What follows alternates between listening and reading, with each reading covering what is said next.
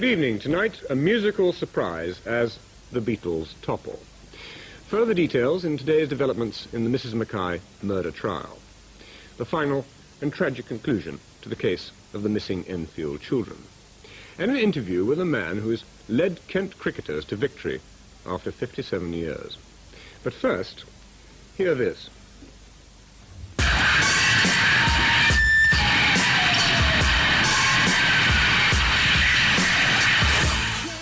It's cool, it's groovy, it's number one, the Peckham Cowboys.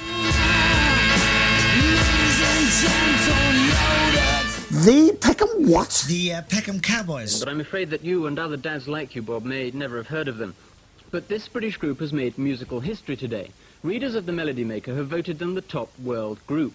The significance is that the Beatles have held this title for 8 years. But now, the Beatles are out. 8 years ago, the Beatles were 4 clean-cut and clean-shaven young men who had a happy knack for songwriting. The tunes they wrote and sang were evergreens, as hummable and as immortal as I'm Dreaming of a White Christmas and Autumn Leaves.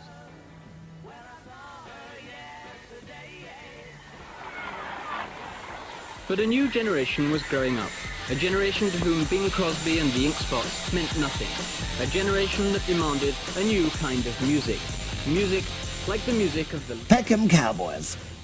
I think that the last year has seen a bit of a revolution in popular music and the death of the personality cult.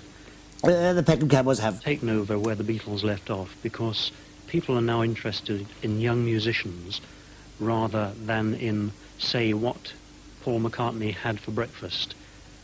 People have turned inwards and they're looking to the young musicians scene.